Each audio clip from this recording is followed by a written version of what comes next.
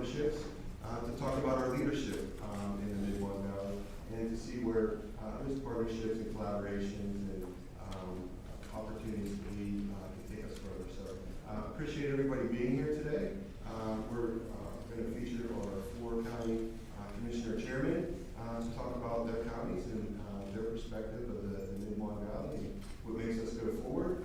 And following that, I will give a little plug about what we've been up to at the Alliance and our partnerships and what those partnerships have led to, and what we think they continue to lead to. And then we'll conclude today with Mr. Dan Alwine from the Greater Pittsburgh Chamber of Commerce to talk to us about policies and different items on a regional level that we should all be considering as well. So we have a great morning lined up, and I do appreciate everybody being here. So I do have some thanks to get out of the way here, so please be patient.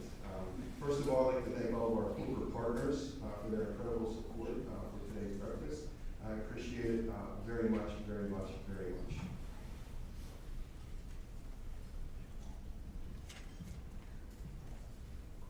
And I apologize because our agenda got a little bit flipped this morning, so we're trying to adjust here. So, I appreciate our corporate sponsors, and you can see them. They were on our screen behind us. They really have their minds in their operations set on the Mon-Valley, creating tremendous employment opportunities in a place where folks can not only work but find a place to live and play, which we have. Thank you to our leaders in Southwestern Pennsylvania. Joining us today are Fayette County Commissioner David Moore from Fayette County, Greene County Commissioners Mike Belding and Betsy McClure, Washington County Commissioners Diana Irie Vaughn and Nick Sherman, and Westmoreland County Commissioners Sean Curtis and Doug Chu, as well as City of Monongahela Mayor Greg Derry, New Eagle Councilwoman Tanya Cheney, and Brownsville Councilwoman Sandra Ward. We appreciate the elected officials being here today. Thank you very much.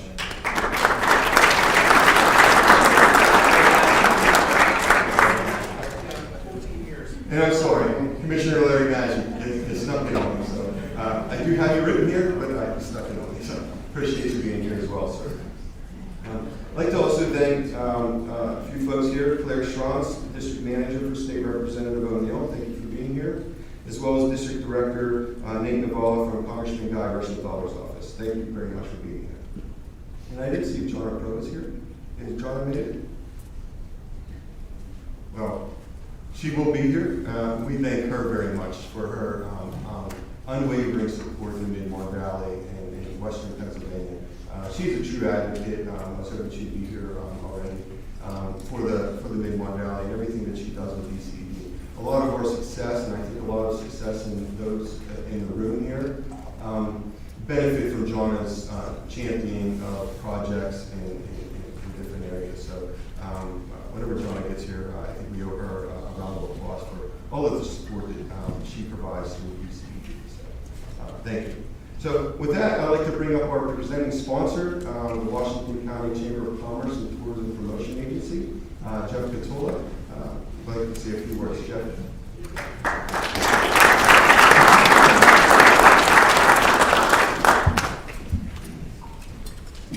And thank you for that lukewarm round of applause. Certainly appreciate that.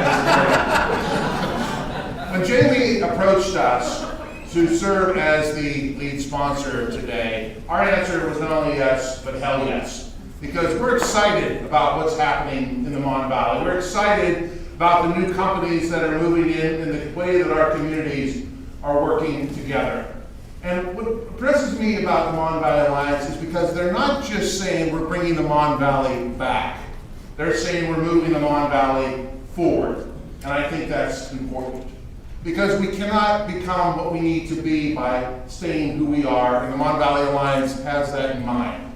Working together, not only as economic development agencies, but as communities, we want to move this valley forward because it is a part of Fayette, Washington, Greene, and who am I forgetting? Westmoreland, we're my Westmoreland County friends as well.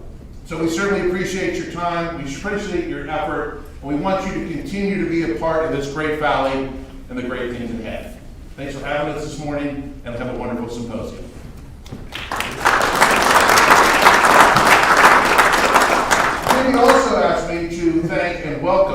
Peter Adamo, the market president of Penn Highlands, Mon-Valley. I have the pleasure of serving as the board chairman for this great facility, and I'd like to welcome Peter up for a few remarks. Peter?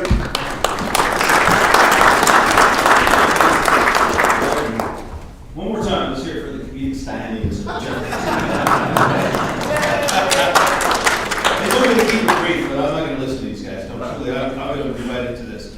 I want to thank everybody for being here. I haven't met all of you. This month marks a one-year anniversary for me. I'd like to get a chance to spend some time with all of you. I just want to say God bless you for doing what you do. Those legislators who are always looking out for the needs of the community, you business owners, you people planning. It is our pleasure, it's our honor to be able to host this event today. And I feel really good about the fact that there's such a great turnout. So thank you so much for allowing me to just say hello. All right, enjoy yourself. Thank you.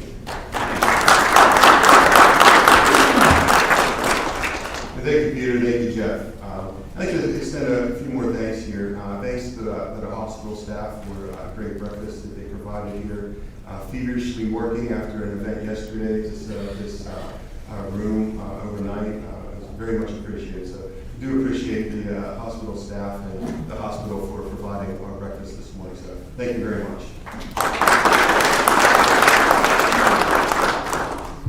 Two more thank yous to get out of the way. I'd like to thank our board of directors at the Mon-Valley Alliance. They provide the inspiration, keep us on track with our mission, and look outside the box whenever we're looking to engage on a project or in an initiative. Our board of directors, they're always there for us. They ask the right questions, and they move us in the right direction. So I appreciate the board of directors and the support here. Randy Patterson, Tony Morrow, Tonya Cheney, and others that I hope I'm not forgetting. So, Will Tomar, of course, our director. So, thank you very much for your help. And last but not least is I thank our staff for putting on this event, working behind the scenes, getting everything ready. Kelly Allen, Maddie Guadalupe, and Mary Stoller. I appreciate it. What they do every day with us, not only for this event, but for everything is greatly appreciated. There's another reason well, we'll be able to celebrate and talk about a lot of success and partnerships as we move forward. So our agenda is a little bit changed around here this morning, and we're going to start off with our Commissioners Roundtable.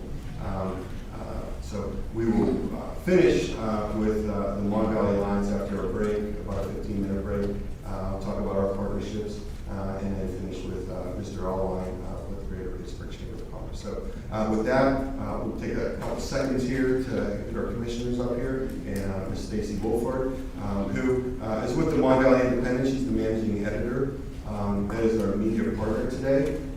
They do a tremendous job in covering the Mon-Valley. You know, it's through these local newspapers that you find out what is going on in your community. So they provide a tremendous resource down here in the valley, and they cover multi-counties, multi-municipalities, obviously, and we appreciate their willingness to be our media partner.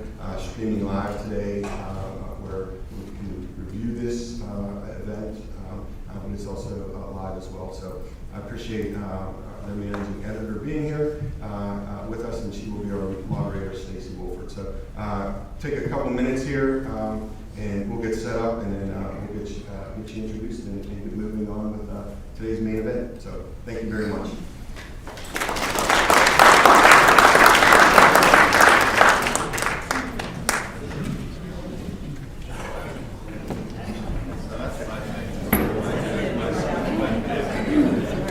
Yeah, anywhere you want to.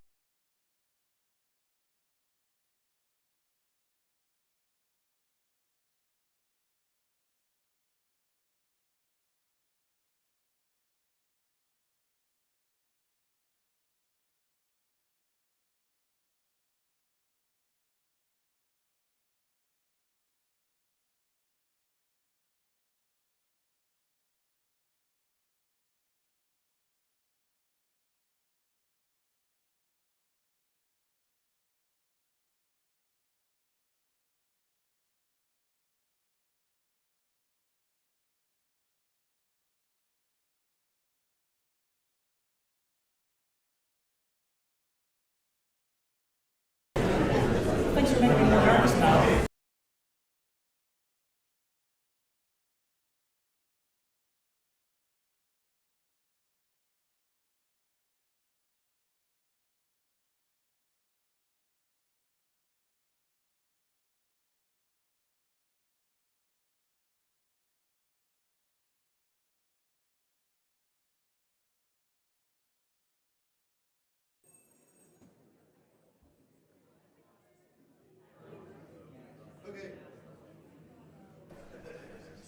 first part of the agenda here is our four county commissioners roundtable.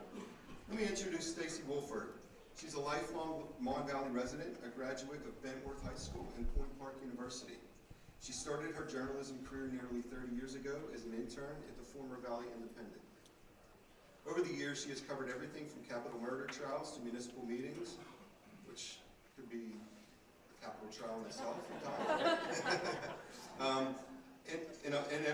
And national stories and everything in between, garnering several state and national journalism awards for her writing along the way.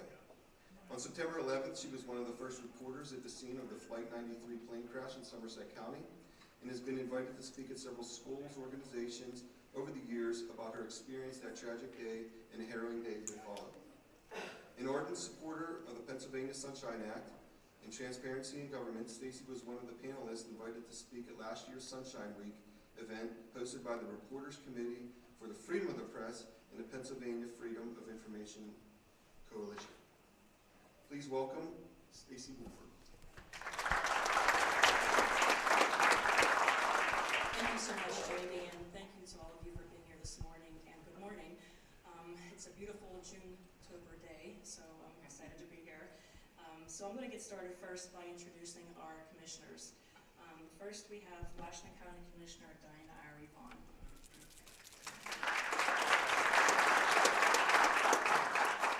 Diana Vaughn, elected in 1995 as the first woman to hold office, is now the longest-serving commissioner, serving her 7th term as chairman of the board. In 1999, Diana created a public-private partnership with the Washington County Chamber of Commerce to develop a one-stop shop, creating a unified delivery system for economic development efforts. She also played a primary role in the development of South Point 1 and 2, having co-chaired the Western Lead Center Land Reuse Task Force. Under Diana's leadership, Washington County has had only 2 tax increases in the past 27 years. To bring local awareness to regional issues, Diana continues to serve on many boards, including the Southwestern PA Corporation Board of Directors Executive Committee.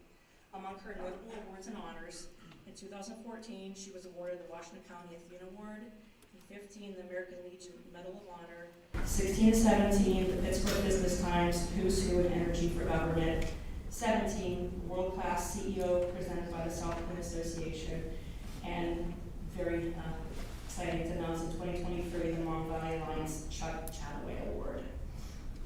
In her role as commissioner, Diana has been a leader in exploring ways to help the constituents and county that she serves.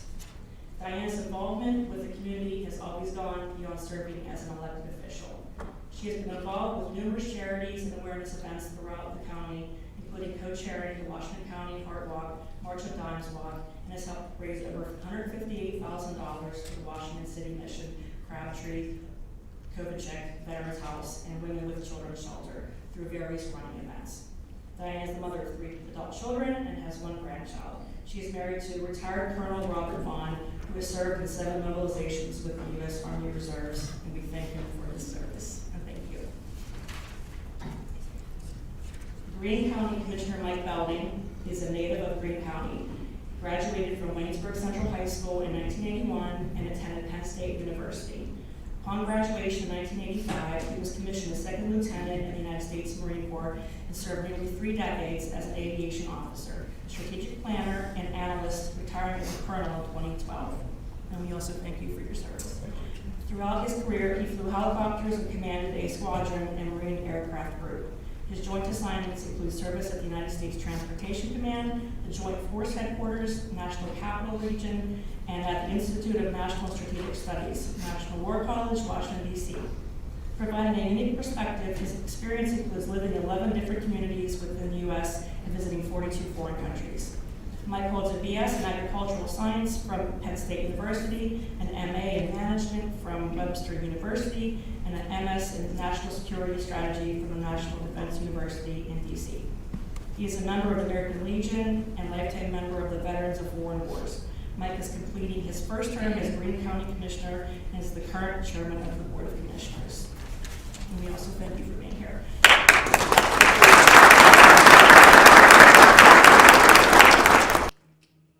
Westmoreland County Commissioner Sean Curtis was elected to office in November 2019 and serves as chairman of the board in Westmoreland County.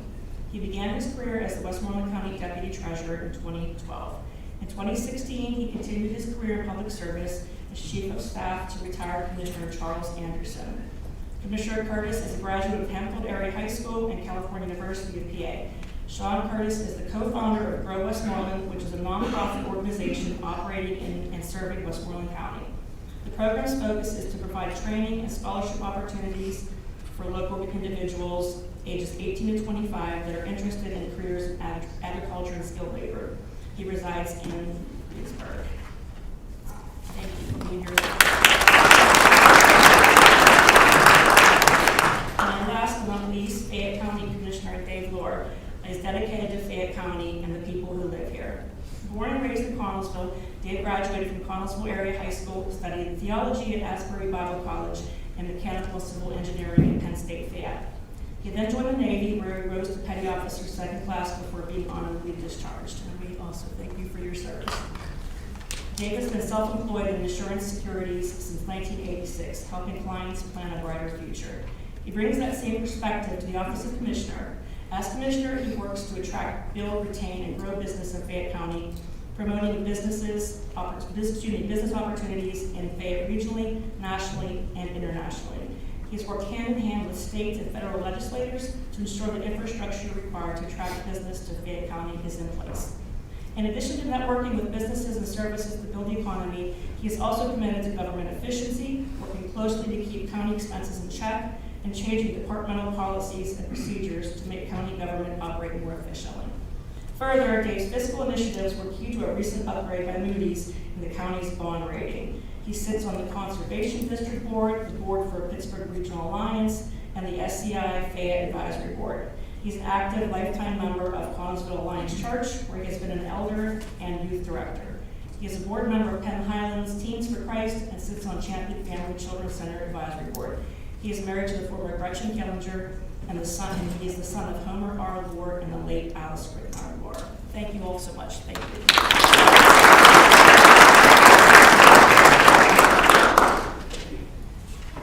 Let's start on the questions.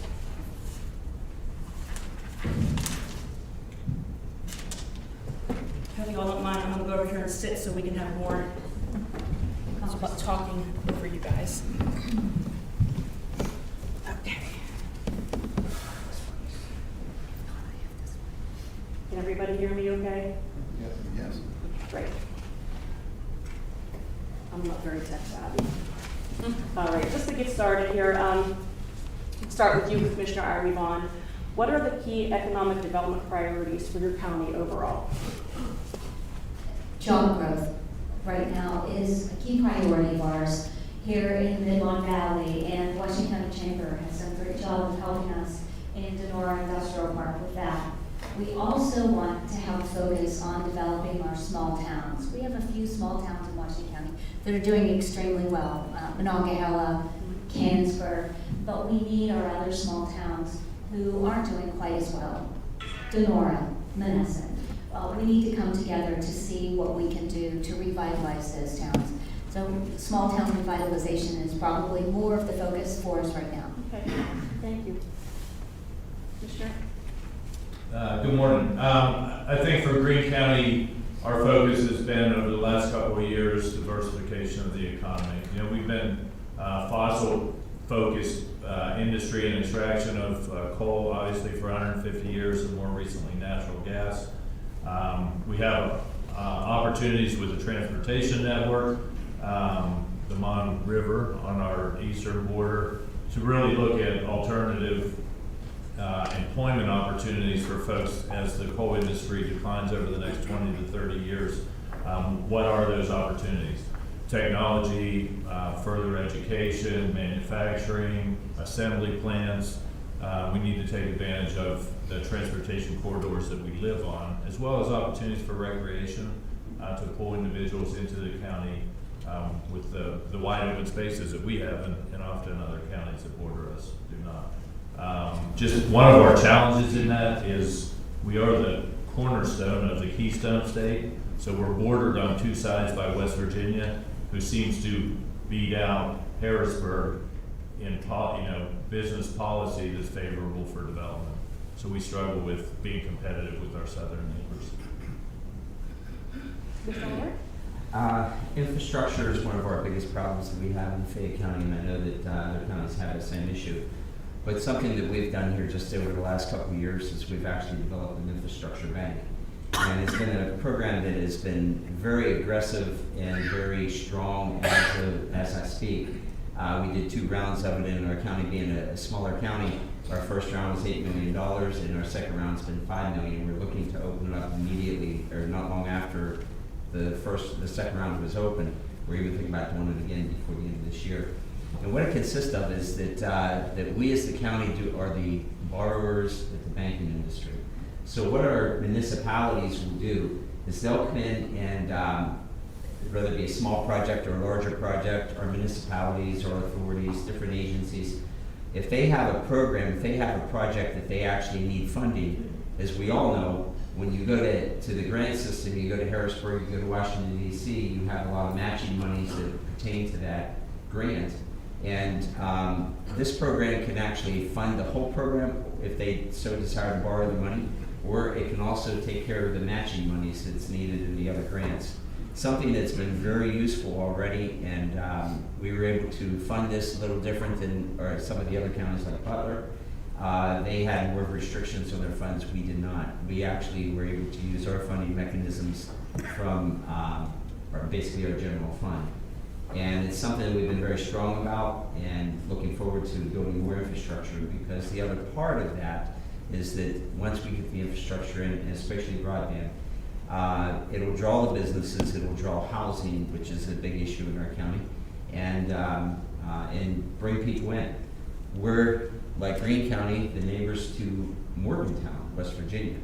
And the growth in Morgantown is phenomenal. And I was just speaking with Fapen, our director of Fapen, just a little while ago. We've talked a few times about this. And literally over the border in Morgantown, the least expensive house, just literally over the border, is like $650,000 is the low price. And we can, if they come across the border, we can do much better. And we're looking to develop housing along with broadband and also the infrastructure. It's our goal. Thank you, Commissioner. Commissioner Curtis? Let's keep it. Good morning, and I'm happy to be here today. The Mid-Mon-Valley is very unique to me because where we have Washington, Menneson, North Carl Vernon, and the county that I represent. And what we were able to do is our neighbor counties, our county is different. We have economic growth coming in left and right. We have Amazon's coming in. We have advanced manufacturing facilities coming in the northern tier of our county. We are seeing jobs left and right. The biggest issue we have that we are working to reverse is population loss. Most counties have that. We are the second oldest county in the Commonwealth of Pennsylvania, Westmoreland. The average age is 50. We need young people. So my colleagues, my board of county commissioners, and my colleagues here today, Commissioner Chu, we have to a very aggressive approach to attract people, to reinvest into our county to help grow. What does that mean? $10.4 million in blank. In the city of Menneson, we're tearing down approximately nearly 400 homes. And throughout other county qualified census tracts, it's called, we're tearing down properties to give young adults the ability to move into these cities. Like myself, when you buy your first starter home, you can't go to these townships. You need to go to areas for homes you can afford. So secondly, we're doing broadband. We have a majority of Westmoreland County, and we have a lot of rural areas. So we're investing up to $30 million in broadband. So we want to make sure for the people that move here, we have that. We're doing water and sewage upgrades across the board. We're doing so many unique things in this county. Workforce development of $1 million. All 17 school districts opt into a program. For the first time, they're going to have the ability to go and view what is in their school district or local municipal government, what jobs are available. Instead of just saying, get a 4-year degree, go to your state colleges, go to your private colleges, move away, and never come back. The brain drain needs to stop for our county. And we're trying to have forward thinking to stop this and reinvest into our community and attract people from Allegheny County or the surrounding counties, no offense, to come to Westmoreland County, and have a 250,000 people.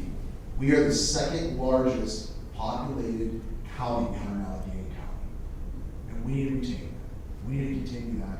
And that is what our goal here with our current board and myself. We have a lot of great people working towards it. So thank you.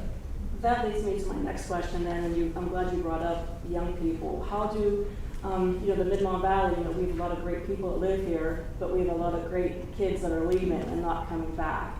How do we keep our young people here? And Commissioner Vaughn, would you like to address that?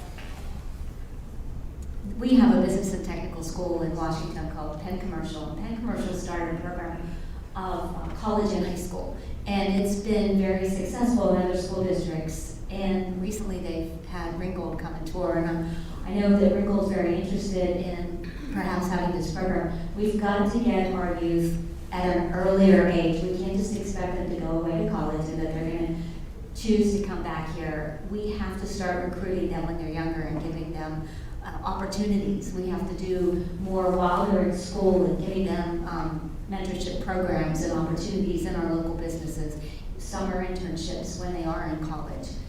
So that's something we have to do for our youth. But when we look at the generational differences, individuals that happen to be from my generation, our focus was different in life than the new generations. We used to work, save, we were accumulating wealth to build a nice home and really have things. This next generation, they're not about the things, they're about the experiences in life.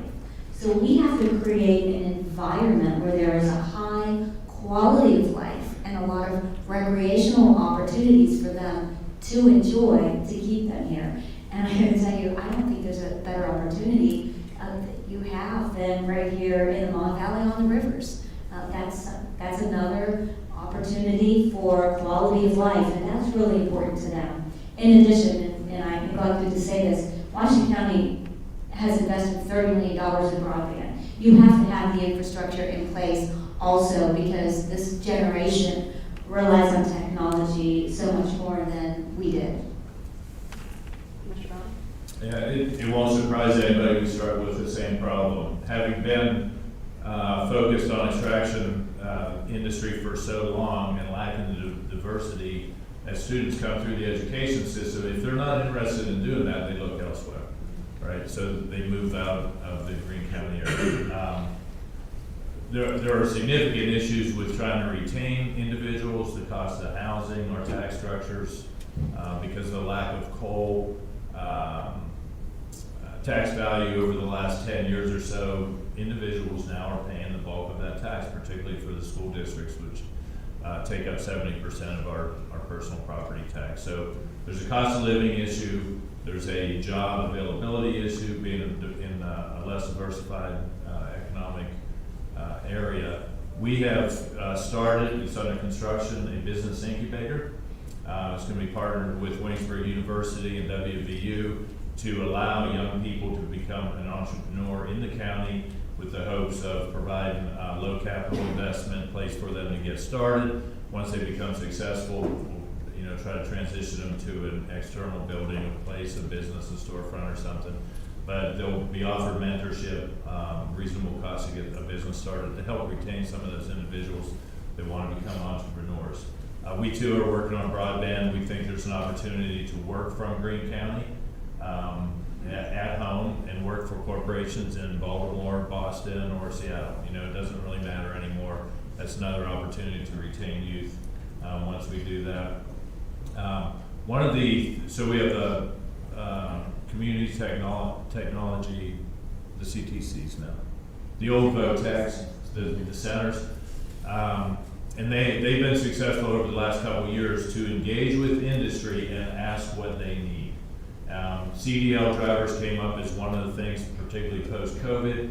So the high school implemented a curriculum where high school students could get their CDL licenses. It's a little restricted. They can't go into they have to stay in Pennsylvania. But for fracking operations and service support areas in that industry, that's a viable option. So you have 18-year-old, 19-year-old high school students graduating and picking up a $60,000 a year job in Greene County as an opportunity to be trained in an industry employment need, right? So they can stay right at home or find a place to live and stay there. So we're trying to parallel industry requirements in Greene County to train our youth to stay in Greene County. It's a struggle though. There are things that pull our children away from the county quite frequently when they visit. For instance, they go to college and they see the big world part of it, right? What else is out there? The amenities are available. We have two children, one's in Washington, PA, and one's in Montana. And it's just hard to retain them at home, no matter the will of the parents, right? So it's tough. Commissioner Ward? Thank you. As Mike said, we all sit here with the same problem, and that is to retain our youth into our community and into the county. The one thing that I've been focusing on is the educational part, and that is to team with Penn State Fayette campus and with CTI and the high schools and the different educational facilities. And the reason for that is that if we can actually work with them and then bring in the different industries, like there are 2 different programs right now I'm working on with Penn State Fayette campus to continue to keep our kids local. But along with that, to have the intern programs, but even in the high schools, such as we have a company called TSI Touch. In fact, the monitor that is here could possibly have even been from TSI Touch right outside of Uniontown. Not sure, but I know that it's a company that really focuses on the high school in Connellsville for their employees. And some of those employees are now part owner of the company. So it's companies such as that working with our educational facilities are the ones that I really like to work with and draw into the community, because those kids then, once they get indoctrinated, as we know, once you get some roots planted and they own that business, it's like anything, if you own it, you don't want to leave it. And after you get to that point, you plant your roots. Now, also in Fayette County, we have one of our main industries, if not sometimes it flips between tourism and agriculture. Agriculture is a very strong program in our community, and our farmers, in fact, I have a 4-H pin on my lapel right here. The reason for it is these 4-H kids, when you focus on them and you really look at what they're about and their work ethics and everything that they do, that they've been taught by their parents, they usually stay, because there's farms out there, those agricultural areas are generational over and over and over. Now, that's very important, but once again, going back to broadband, those farms are now run off of computers, and everything about it is so important for us to build the broadband so those kids can stay here and have that technology, because as we know, the younger generation, I'm very much anti-tech, by the way. I don't want to turn on computers. But those kids are just like super, almost at 5, to use cell phones and computers.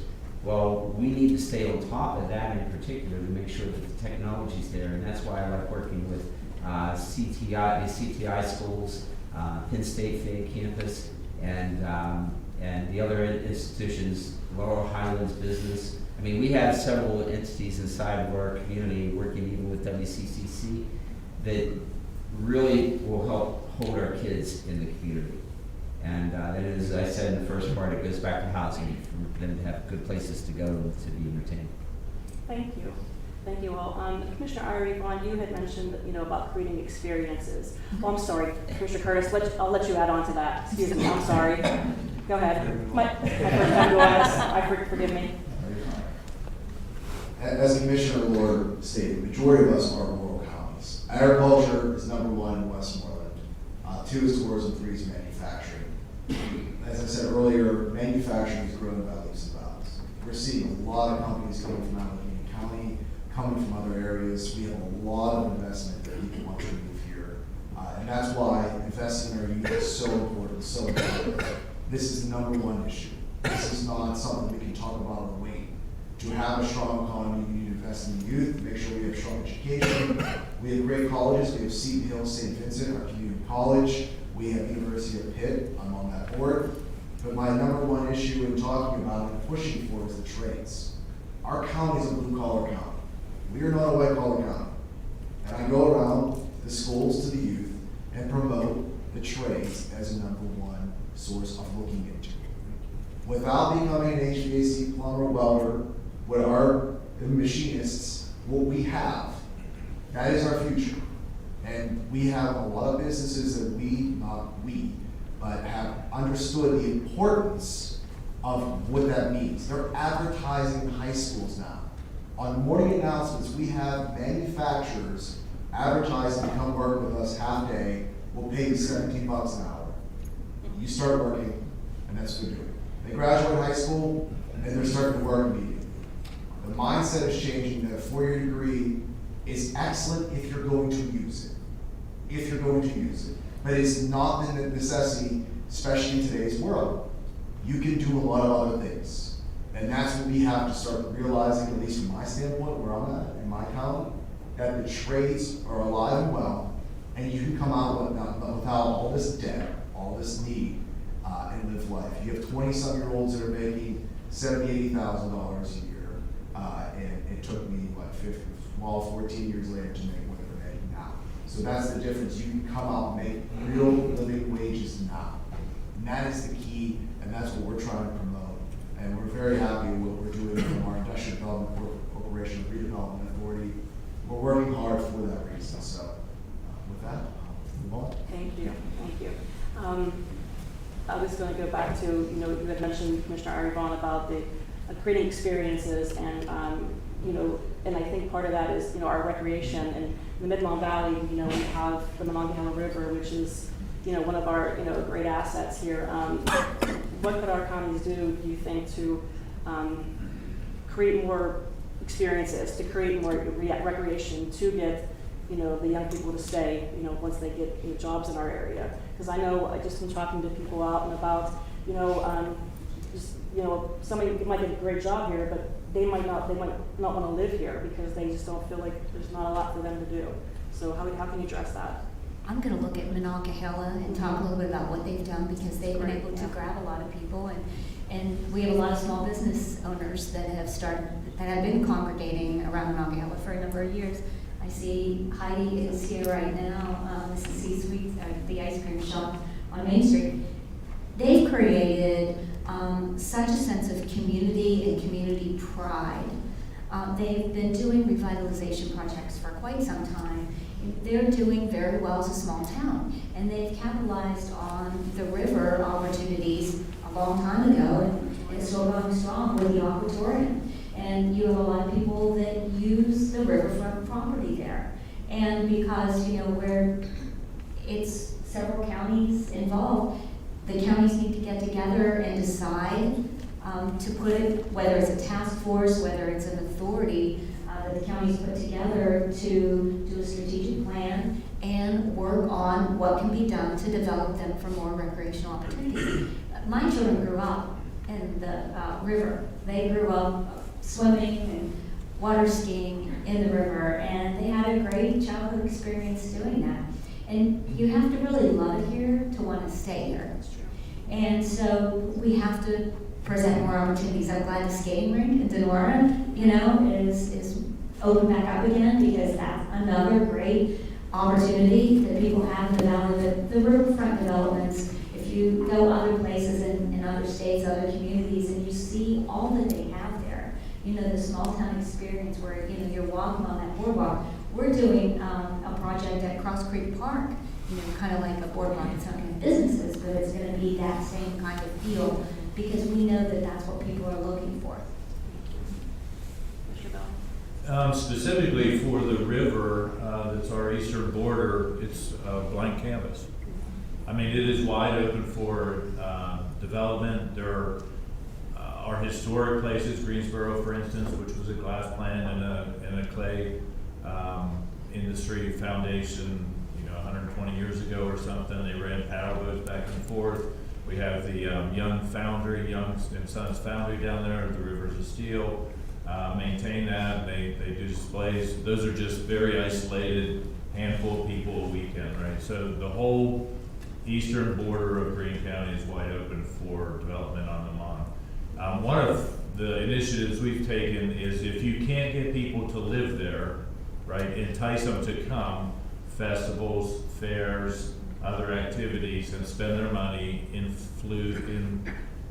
fuse a little bit of capital into the community, eat in the restaurant, stay in the lodging, and then they go home over the next week. So we have a Wise Carver project, 415 acres of leased property, the county leased from a water authority, 18-acre reservoir. It's a $5.4 million project in the end, but it'll include league quality softball fields, a walking trail, of course the reservoir with water sports, an archery range, and we're trying to try these unique things to draw people in over a long weekend. Softball tournaments, if anybody's involved in that, large draw, large number of people over long weekends, to bring that influx into the community for services. We also have a Green River Trail that goes down along the Mon. I think it's 7.5 miles long right now. We're looking to expand that. I rode along the trail in Connellsville one time and got off and had ice cream and pizza. You know, we're not developed like that yet, but we'd like to give the opportunity for an entrepreneur to set something up on the trail and bikers by or hikers to stop. And we're trying to get that connected with other trails in the area. And then we have the state game lands. There's about 15,000 acres of less frequently used property right now, right? The population that goes out there and hunts annually is in decline. So how do you draw people that don't have that in their backyard to use the amenities that the state maintains? And what are those? Shooting ranges, bird watching, and things like that. Those are opportunities to bring people with the money into the county, spend their money when they may not opt to live there because of some of the other challenges we have. Thank you. Commissioner Moore? We're kind of privileged in Fayette County with two rivers. And the Mon is something that naturally is our western border. And I've looked at it recently. In fact, when you're in the middle of campaigning, you're running all over the county.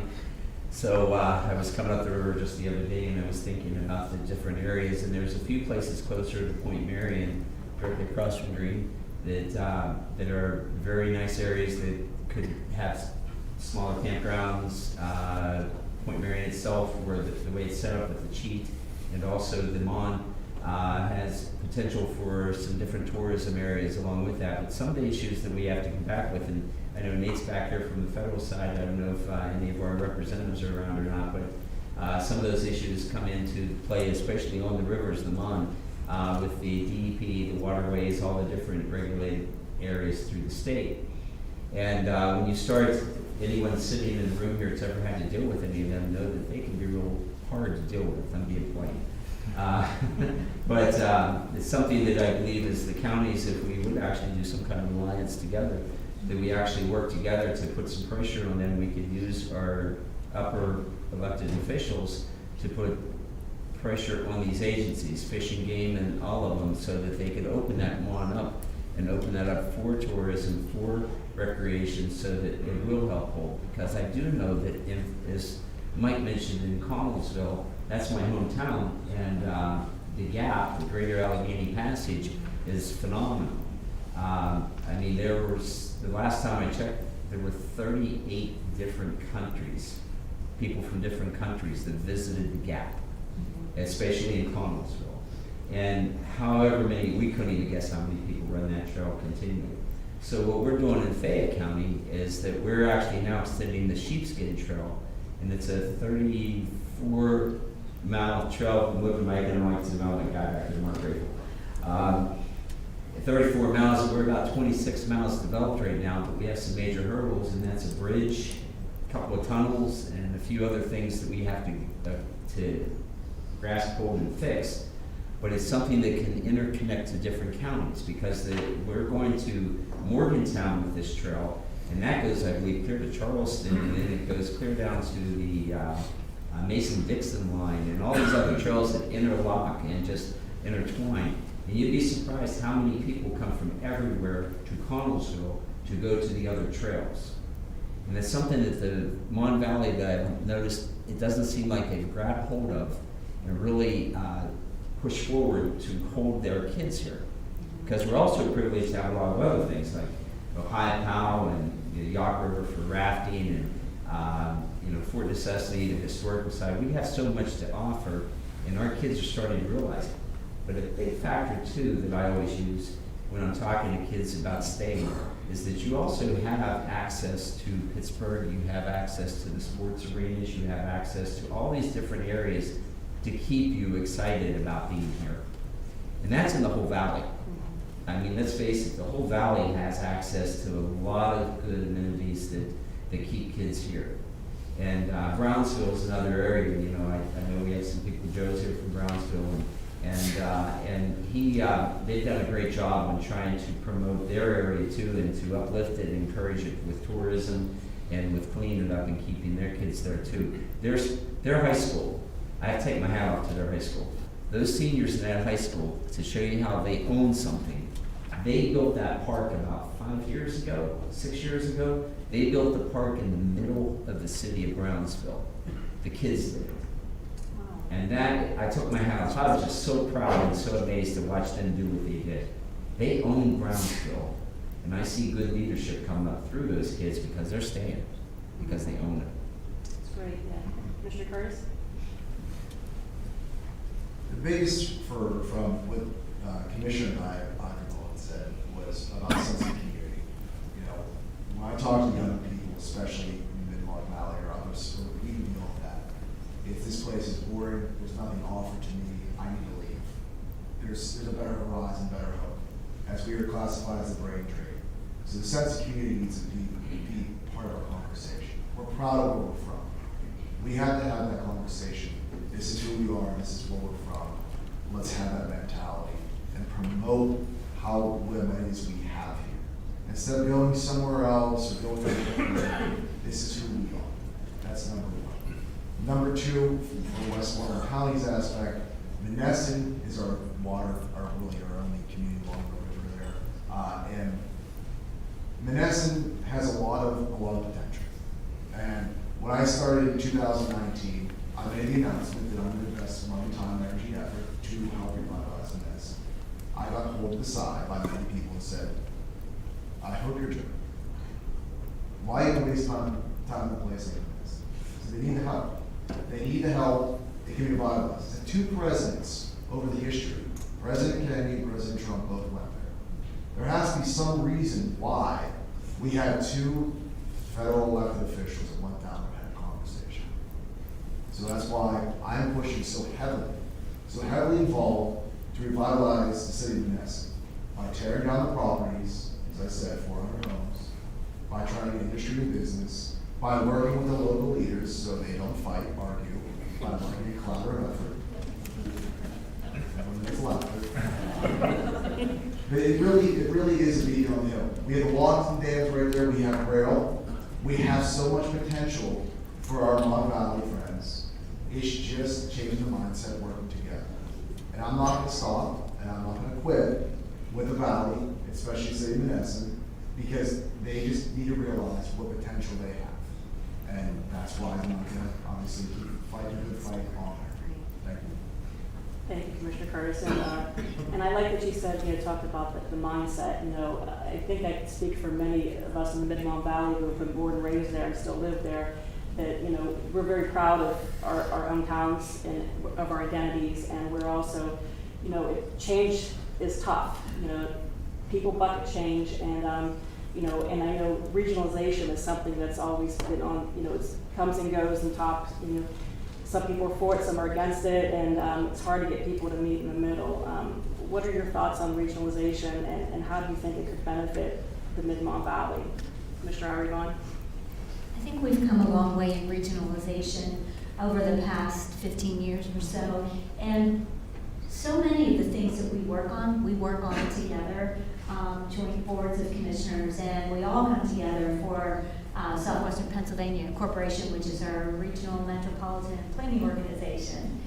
We all serve to that entity. And we have developed relationships where we pick up the phone, we call one another. What are you doing about this? What can I help you with? So I think there's a unique opportunity, like there may have not been in the past, to get counties working together on a specific intersection, a joint project. I think there's an opportunity now Of course, myself and Commissioner Belding did not seek re-election. We are going to be leaving, but I'm hopeful that the camaraderie that our boards have created will allow us to do that, to move forward. And I have to say to Commissioner Curtis, thank you for not giving up on Menneson. My son lives in Menneson with his wife, who lives in a house across the street from where she grew up, and her mother still resides. My granddaughter's being raised in Menneson. I'm glad you're not giving up. Thank you. Thank you. Commissioner Belding? I think what Diana said is correct. I mean, there are established regional organizations already, workforce development, SPC, that we all work through. The advent, the last 20 years of borderless media and broadband opportunity and everything plays into that as well. I mean, it's easy now to communicate, right? Especially over the COVID period, everybody learned how to Zoom and Microsoft Teams and all of that. There's no reason not to have a face-to-face meeting with somebody no matter where they are now, provided you have adequate broadband. So I think that those are all positive things, breaking down barriers and so forth. For Greene County, again, we're bordered on West Virginia. It might as well be another country. I mean, it is very hard to work legislatively across that line. Our federal elected officials share some of that in opportunities to work across that way. But for instance, we're working on an EMS problem with ambulance response and medevac helicopters. And I mean, it's just almost impossible to get the opportunity for a Monongah Hill, West Virginia ambulance to service the next town up 6 miles in Kirby or Mount Morris. I mean, it's just, so we need to get better at that, maybe above our level at the state and the federal level, but I would agree with her comments that, and there's a lot of opportunity. Normally we are tackling problems that are going to be positive in resolution, right? So that's a good thing. Thank you. Commissioner Ward? Yeah, regionalism is extremely important for many different reasons. One is that we all battle the same problems. Some of our residents are our worst enemies at times when it comes to ripping your own county, your home area apart. And I always tell them, look, when we go to our conferences, and that's where I met all these guys, it was at our conferences, and we all have the same problems. And with the same problems, that means the state and the federal also knows those problems because we take it to them. And on that side of the coin, the state and the federal like it when we're regional. When we team together to work to solve a problem and to go after something, they love it when we're all together because they're getting the feed from all different areas. They're not getting it just from, say, a rural, like we are, all of us are rural here, but if, along with Allegheny County, if they're in the mix and they're talking from a different viewpoint, but it's still the same problem. So the regionalism is extremely important for the whole area, for all of our counties in the local area, because it helps us get the problems out to the state and the federal. It helps us to get funding, because in some areas, one county their statistics can be used to uphold another county, and help proceed to get funding or to get support in some way, shape, or form to attack the problem. And it's real important for all of us to know that, and we all know that, and that's why we do have a lot of communications between each other so that we can actually work to make it happen. I know we share workforce development with Westmoreland County, and it helps on the funding on both sides, where we actually can prosper because Westmoreland County is a little stronger, much stronger than we are in some areas, and we have some things that they can use along with that. So just regionalization works perfectly. Thank you. Mr. Curtis? I have to agree with my colleagues up here. They're spot on with everything.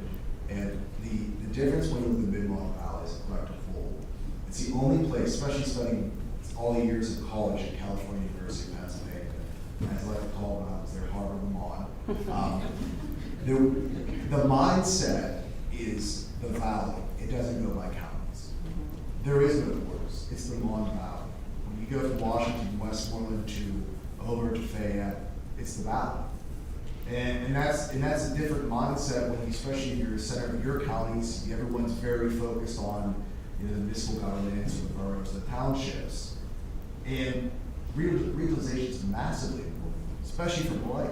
I know I've talked to the commissioners up here about having a blight, some type of overall state funding system where everybody in the valley, we apply as a consortium of county governments, try to get money to tear down the blighted areas of the valley. It needs to happen. That should be number one. From Fayette, Westmoreland, Washington, these old properties have to come down. We need major manufacturing hubs to come in. We tried. I know my state representative in our area of the valley was trying to go after a big manufacturer. Unfortunately, they went out east, where the population is over 9 million, so that's where they went to. But we're trying to obviously get the valley to have those kind of jobs, living wage and high manufacturing jobs. So absolutely, regionalization is the key here for the future of all that. As I said, it's the only area I can think of where you don't talk about your county. You just say, valley. That's right. That's right. Jamie, we're going to wrap up? Okay. And I thank you all so much for being here and for answering all these questions and for making it very easy on me my first time. There was no fighting or yelling or swearing or anything. So I thank you all so much.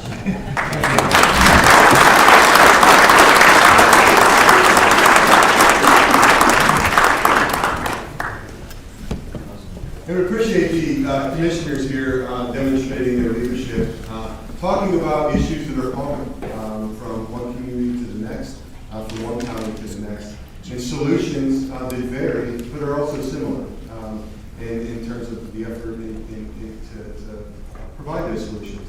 One thing that I did take note of is Commissioner Rohr's comments, and Commissioner Belling's comments about our neighbors to the south in Morgantown. Yes, that is an asset, and we should look to the south as that being an asset and an opportunity. Yes, there's probably better, cheaper housing options for them, for folks to live here and work there. To that end, I do know that the Appalachian Regional Commission announced a grant program to encourage multi-state collaborations to do planning, to do community planning, to community capacity building, and economic development efforts. So, it seems to me that, if we're looking at Morgantown as a place of opportunity and development, why not an opportunity maybe to partner with them and their folks down there, and with the organizations in the valley, from Greene, Fayette, Westmoreland, in Washington, to see if we can put together a grant to bring some capacity to our respective organizations to move the ball forward. I think that's what we're all after, is to move that ball forward downstream, so that we can all leave the Mon-Valley a better place than we found it. So I found it in 1973, and I'm still going at it, so I'm going to keep working at it from hard. So with that, before we break, I'd like to call up Will Tome, our chairman of our board of directors, to present an award that the cat got out of the bag a little bit with Stacy's introduction, but that's due to our little bit of a scheduling issue up here. So I'd like to bring up Will Tome to present the 2023 Mon-Valley Alliance Chuck Chataway Award.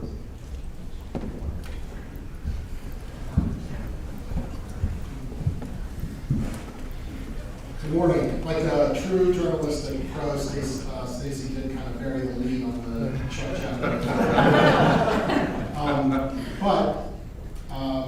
As all of you may know, the Mon-Valley Alliance is a result of a merger between two organizations, the Mid-Mon-Valley Industrial Development Association and the Mon-Valley Progress Council.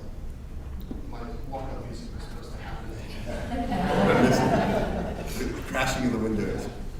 So in the process of that consolidation of staff and resources, I think some of the histories and traditions of the two founding organizations may have been lost over the years. And today we'd like to correct that in a small way with the awarding of the Chuck Chataway Award. Some of you in this room may have known and worked with Chuck over the years. He was the first president of MIDA in 1965 and the founder of the Mid-Mon-Valley Industrial Development Authority, which was focused at that time on bringing the Mon Valley back from the collapse of the steel industry. And so, what a better way to honor somebody in our community that has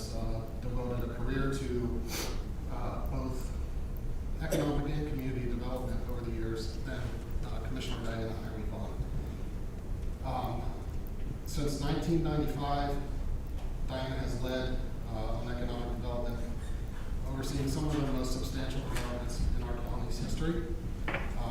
As Stacy mentioned, the economic development partnership that she helped to create back in 1999 helped to sort of streamline our economic development delivery system and help the county speak with one voice on economic development.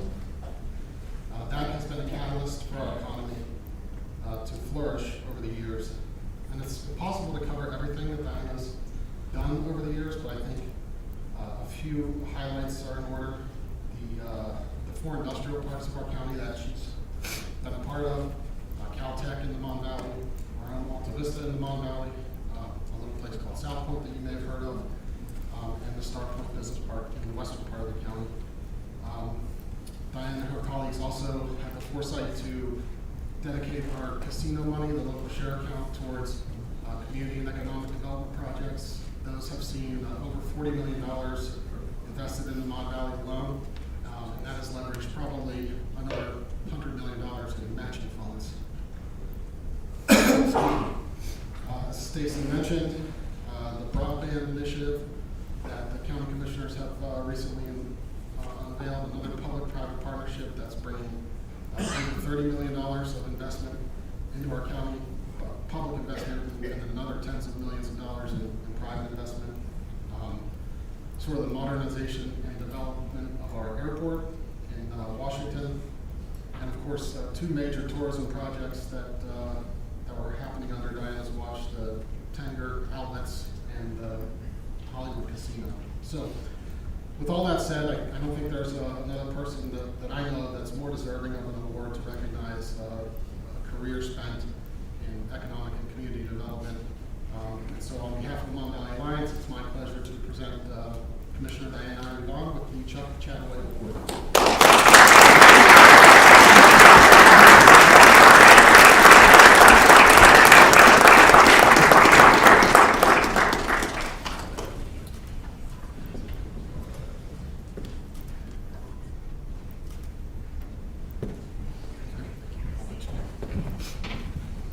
I just want to say thank you. I'm very, very humbled to receive this award. And my daughter and I were talking, I've received a few awards lately as my career in politics is ending. And if you've seen Spam a lot, I just want to say, I'm not dead yet. I've got more to do. So one day I do leave my work in politics. I can't disclose who yet, but I have accepted a key position in a nonprofit entity that you'll be hearing about that does a lot of work for the people that I've represented for so very long. And as we're up here sitting, and I hope this is okay, I've got two of my colleagues in here, as we're talking about what we need to do for the Mon-Valley and moving forward, I was thinking, what better entity to head this up in a new way than the Mon-Valley Alliance? If we could get a partnership with the commissioners at the table, the four counties, through the Mon-Valley Alliance, and start putting together a strategic plan. It's budget time for all of us, and I'm looking at my colleagues here, and so I will commit if I can get, we're in a public forum, I'm not violating the Sunshine Act, if we could commit to putting $50,000 in our budget to put towards an initiative with our four counties, and if each county will do that, we can start the funding to start the ball rolling to get a strategic plan for the Mon-Valley. Larry, Nick, will you commit? All right, we've got the commitment. Let's get your opinions on board for the next week. Thank you so much for this. And I will still be involved in the community, and I wish you the very best moving forward. Thank you so much.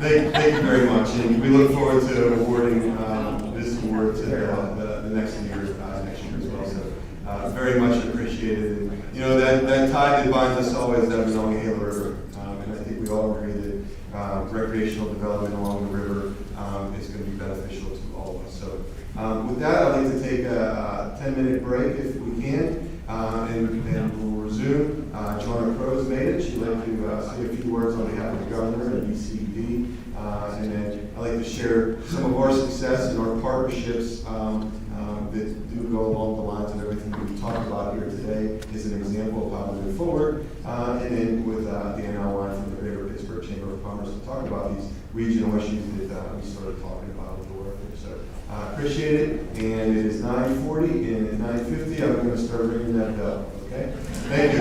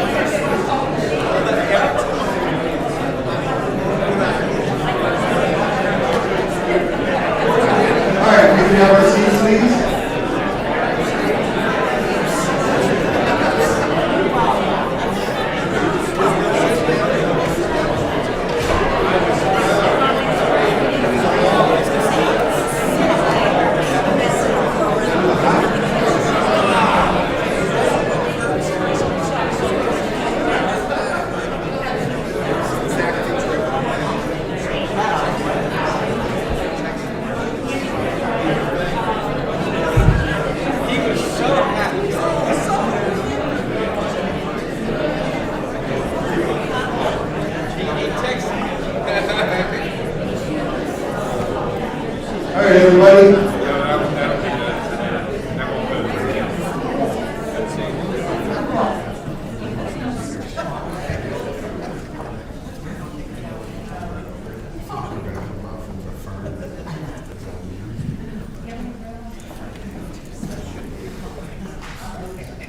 Okay, welcome back. It's always a challenge is to get folks out of a break. Thank you for coming back. And I'd like to turn it over right now to Joanna Crow, who I was able to introduce before. Let's not tell her all the good things I did say about her now that she's here.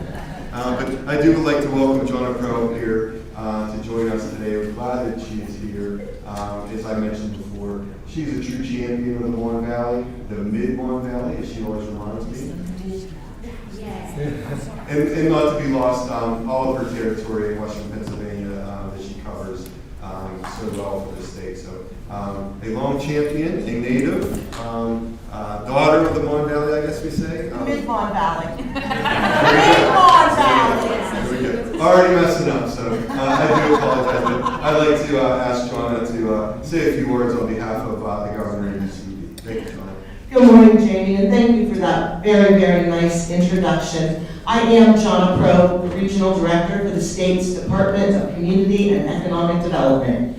It is a big, long title, and it means I'm the money girl. I work in 14 counties throughout southwestern Pennsylvania. That's 800 communities, tens of thousands of small businesses, and several thousand nonprofits. I am your person, and you are my people. And as Jamie said, I am from the Mid-Mon-Valley, a proud graduate of Charleroy High School, and I live in the house I grew up in Fallowfield Township. So while I work across 14 counties, my heart is here. My heart is here. I want to thank the Mon-Valley Alliance for bringing this discussion to the Mid-Mon-Valley today. We have economic development partners across the state. Jamie, your team is fantastic. I couldn't ask for a better partner. And on behalf of the governor and Secretary Siler, I want to thank all of you.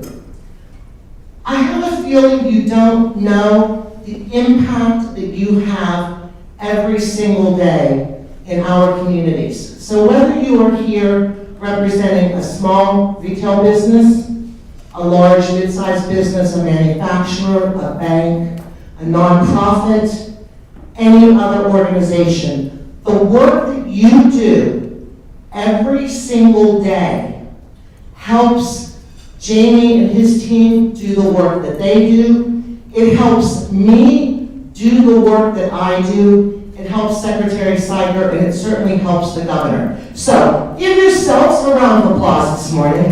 Really, give yourselves a round of applause. The work that we do is so important, and we are so grateful. We are working very hard. The governor is passionate about community development and about economic development, and I am really thrilled to share with you today. You may have heard the news already.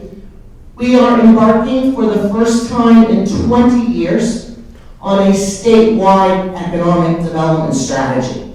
Awesome. Let's applaud that. A lot of folks in this room have been involved in that discussion. I think the folks from Bay Penn are here. I see Bob's back in the back, Jamie and his team.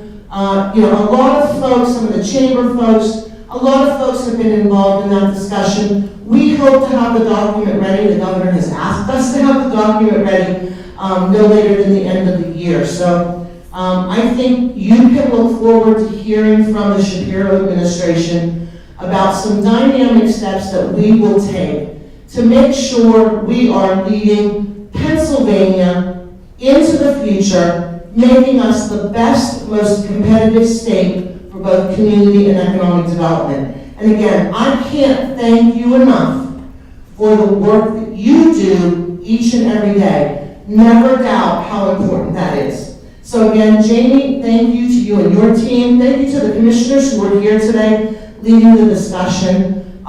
Stay positive, folks, a lot of energy. There is no better place in Pennsylvania than the Mid-Mon-Valley. Thank you, everyone. I keep telling people I'm like the queen. I'm not dead, but I'm having some mobility issues. Thank you, John.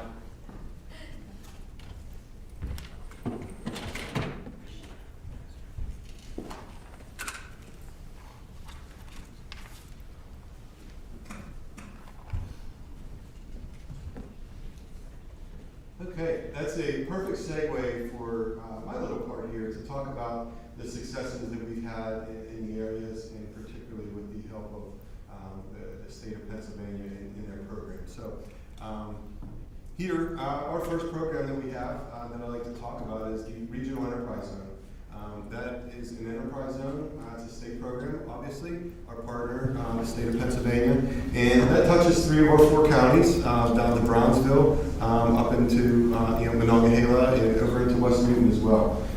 We would like to have a contiguous map that touches each one of those river towns.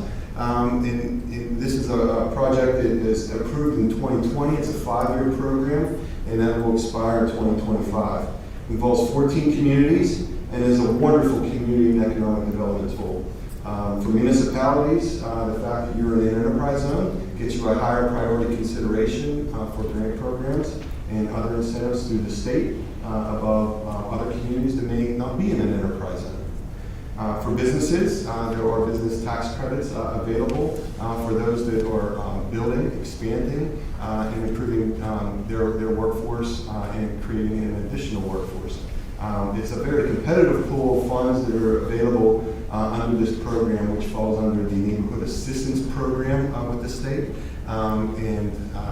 There is legislation out there to expand that pool of tax credits that are available every year. I know it's an ultra-competitive program that a lot of good projects get left on the cutting room floor because it is a limited pool of funds. So there is legislation out there to expand that from $36 million across the state to probably double, $72 million, I believe.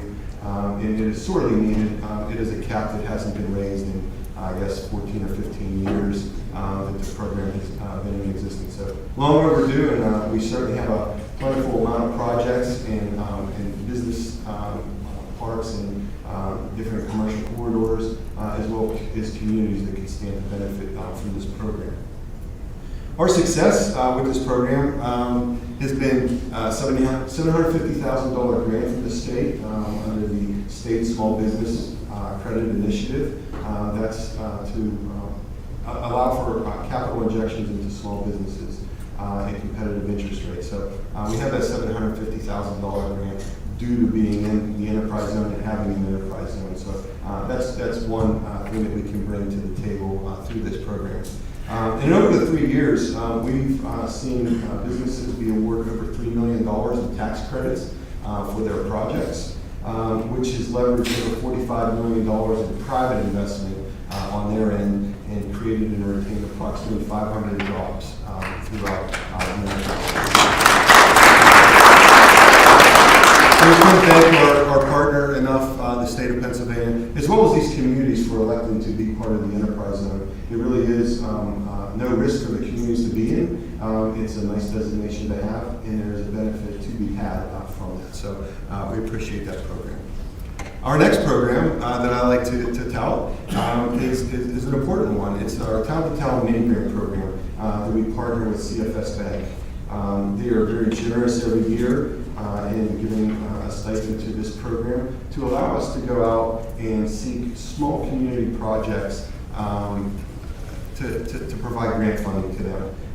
It's for grassroots community organizations such as the roof that we approved the grant for Mark in Monongahela to put a new roof on the bus stop. We provided funding to Bark down in Brownsville to improve steps by the museum. We provided funds to the Mantle House in West Newton, I believe that is, as well as the A.P. Del Sandro Memorial Park in Denora. Those are some of the projects that we were able to work with. And what's nice about this program and this partnership with CFS Bank is we were able to give some of these smaller nonprofits and grassroots organizations an opportunity to show what their mission is. You we do a nice press release. Our partner at the Mid-Mon-Valley Independent and the Observer Reporter as well runs our press releases that highlights these organizations. So it's an opportunity to show what they're doing and the good that they do, and then to fund a specific and particular project that they're working on. So we appreciate CFS Bank and your partnership. In fact, you raised the limit this year, and it's very, very, very, very much appreciated. And we look forward to continuing that in the coming year. So thank you very much to CFS Bank.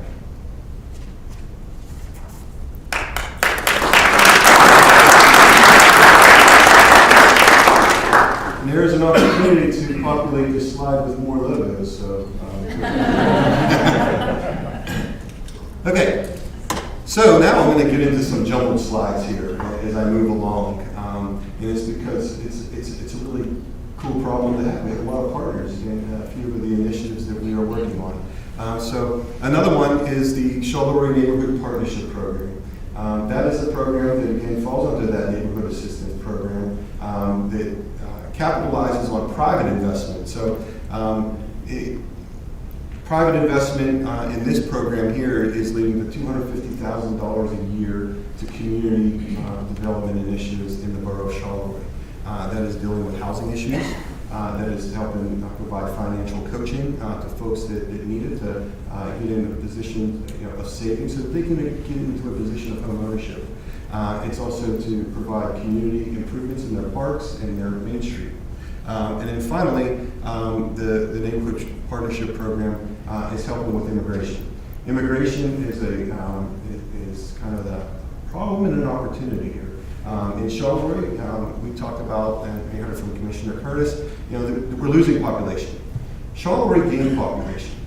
Their population grew by 3%, and it's due to immigrants that have found Charleroi as a place to find a job. It's a place where they are now finding a place just to live. It's a great place. They enjoy it. So we have a lot of people coming in to one area of the Mon-Valley, and I don't think it's going to stop there. I think you're going to see it spill out to the neighboring communities, and they need a place to go work.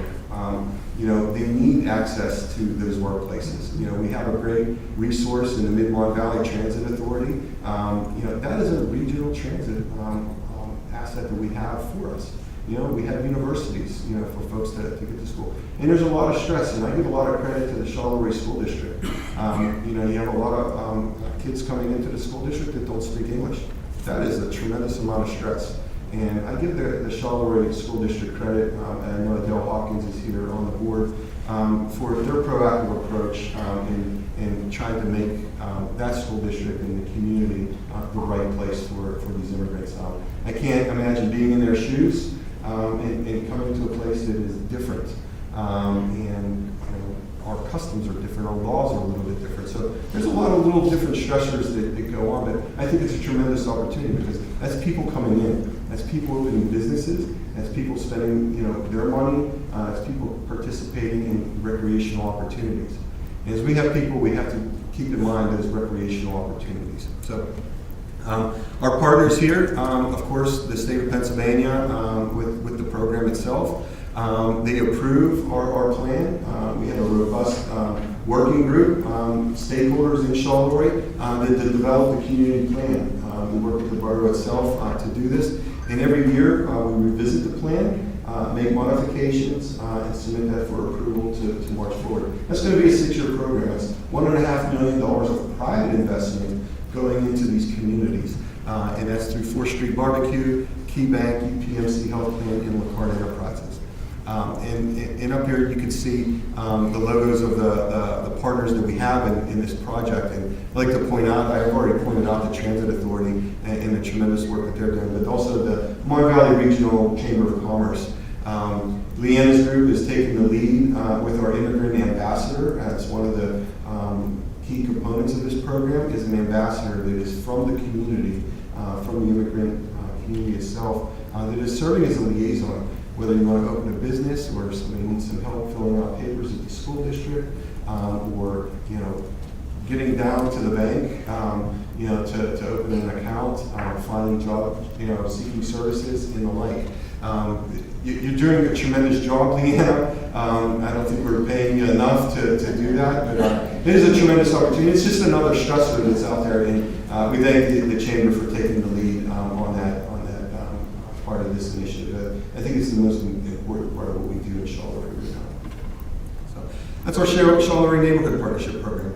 And we've been working in that for less than a year. It was approved in December of 2022, so we'll have some nice successes to report on that as we move forward. So getting involved in that, kind of a baptism by fire with this program, I had no idea how these work and how to put them together. We thought, there should be opportunity elsewhere. And in the last year, we took a visit down to Bronzeville. And started engaging a wonderful group of leaders down there, and thought that a neighborhood partnership program could be very beneficial down there. So last year we called a couple meetings and brought together this robust group of partners here.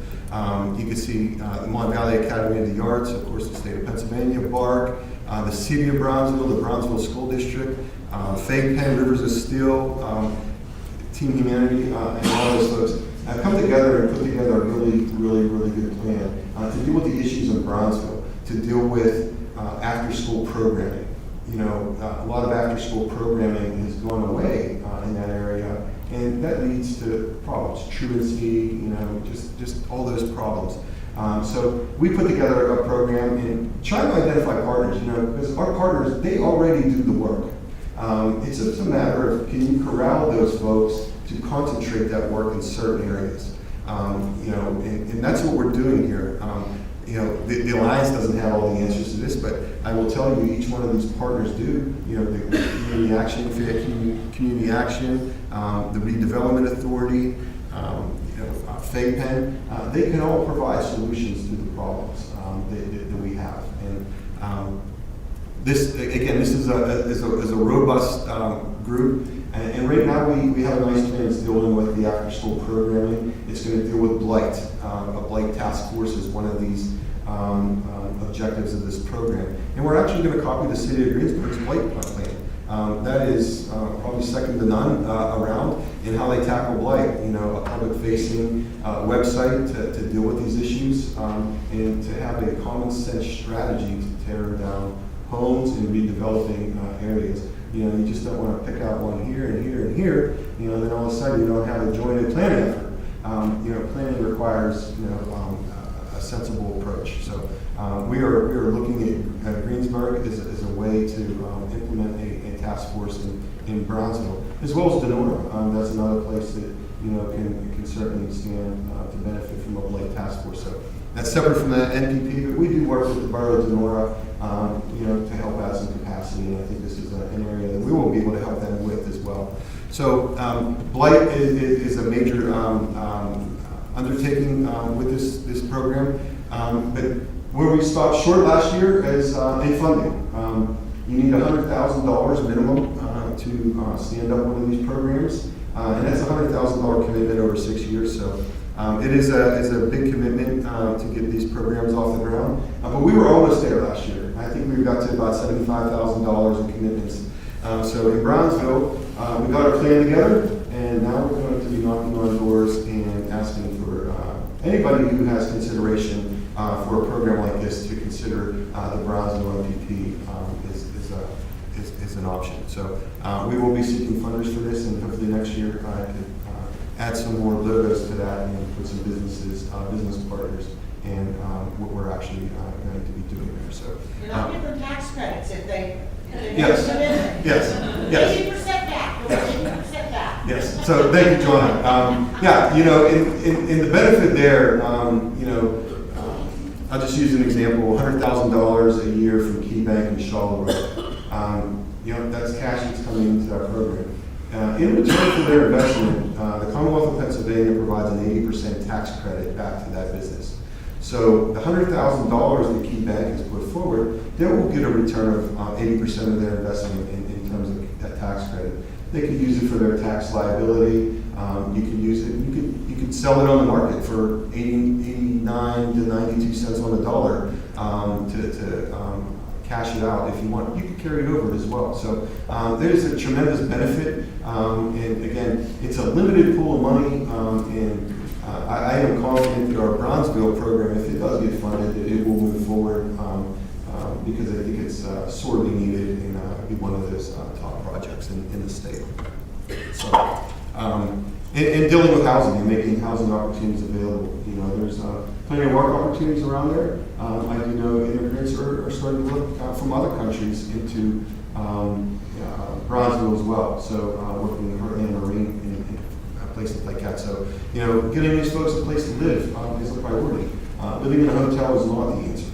That is what's happening right now. So getting these folks in homes, paying taxes, property taxes, the revenue that is needed for, you know, to be honest, for government and government programs to move forward and improve our ways of life. Our next program, our next project is a great one. This one is in Charleroi. This is our new 6,000 square foot office building. And our partners here are the Washington County local share account. They have $350,000 of grant money into this project, as well as the Borough of Charleroi and the hard work that they're doing behind the scenes to ensure that our project is moving forward. And our tenant, Southwest Training Services. I hope I have that right, Lisa. Pennsylvania Career Link. Pennsylvania Career Link. Us too. I was scrambling last night to put this one together, so I appreciate it. But this will house the Washington Greene County Job Training Agency that is currently in Denora and Career Link and those services. They're being pushed out, so timing is everything, and networking and partners are also another, you know, in events like this. You never know who you're talking to. You never know where the next opportunity may lead. And in this particular instance, myself and Amy Gatz were serving on the Washington County local share account last year, and we just got into chit-chatting at one of the breaks, and she was talking about Denora and losing their place, and I said, we could build a building, and I think it might be pretty cool in Charleroi. You'll be right on the bus line. And I think we can make this happen. So, long story short, about 9 months later here, we are getting ready to start to go vertical with the Ken Kulak. Yes. Yes. Yeah, we're ready to go. Yes, and Ken Kulak is a major partner, him and Andrew George and their firm, with shepherding this through. And I'd be remiss if I didn't recognize Ken Kulak as an elected official from the city of Monongahela, a councilman. I miss him. I deal with him so much as an architect that I lose sight, and I don't really talk to him too much about government stuff. So we're always talking business. So, Ken, thank you. Thank you, as another elected official here. Yeah, this is going to be 6,000 square feet. It will be ready for occupancy by May 1st. And again, our partner here is Career Link. And if you think about it, just talking about the immigrants and the folks that are coming over looking for job opportunities, this is going to be an easy place for them to find that and have access to it so that they can get into the workforce as well. Alta Vista, our business park. This one has kept us busy for about 20-some years and counting, but we're almost full there. It's been a great project. We were able to welcome these businesses into our park over the last 2 years or so. Bakery Barn, who's here with us today, the Delachi Corporation here with us today, and Bloom Engineering, who couldn't make it, are now our newest tenants in the park. And we're thrilled to have them and the job opportunities that they bring and the impact that they're making on the community themselves. In Alta Vista, I have to mention our partners there in this 20 years, Fallowfield Township and the Charleroi School District in Washington County. They had the foresight to buy into the Keystone Opportunity Zone program when it was new. And I'm sure that wasn't an easy decision for those folks.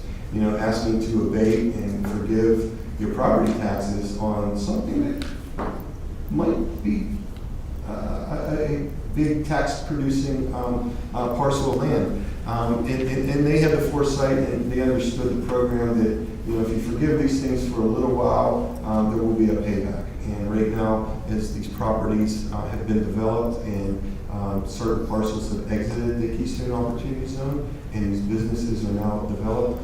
They're now going to be paying taxes, so that is a nice boost to Fallowfield Township, Washington County, and the Charleroi Area School District. So, those are the kind of programs and the partnerships that we have to, continue to move forward. Those lead to development.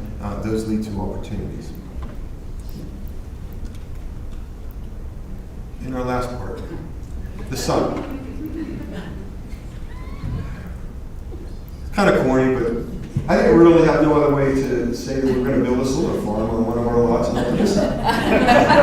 So that's our next part. Will be the sun. We are now in the planning stages and ready to take the next steps to develop a 6-acre solar farm that will generate approximately 3 megawatts or gigawatts of energy annually. It'll cost about $4.5 million to construct. And there are incentives and opportunities out there to take advantage of this. And we're going to build this not with the goal of let's increase our revenues and do something with it. We're looking to help add community capacity through this project. It's going to generate significant revenue, and we think that revenue is best suited to be reinvested back in the Mon-Valley, the Mid-Mon-Valley communities. Whether we can help with grant writing or grant research, but really help to add some capacity. And this project will allow us to do that. I think it's a unique project. We're going to take the energy from the sun that's going to come up every day. We don't have to worry about is this company is their financials strong and they're going to be able to continue the park or whatever it may be. The sun's coming up every day. The clouds might get in the way every once in a while, but they're not always there. And we have a perfect location. It's a south-facing lot. It should maximize the energy. We should be able to benefit businesses that are in the park through any power purchase agreements, as well as potentially with the Pigeon Creek Sewer Authority, which is nearby. Electricity is one of the biggest expenses of a sewage authority, and we would be able to set their price less than current rates and for the next 5 or 10 years, whatever length that agreement may be. That benefits the ratepayers. So you have a solar farm that is generating electricity, and it's going to benefit the communities. It's going to benefit ratepayers. It's going to benefit business. I think it's a win-win-win-win-win, and I think there will be multiple partners and successes with this. But for right now, the sun's our partner, and it will come up every day. And let's take advantage of it.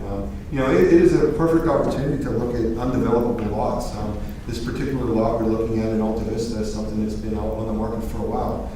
There's been some tire kickers, a hotel or a gas station, whatever it may be, but it never has taken the next step. So I say, why don't we just take the next step and treat it like farmland, treat it like agriculture. Let's put our land to use and to work for us.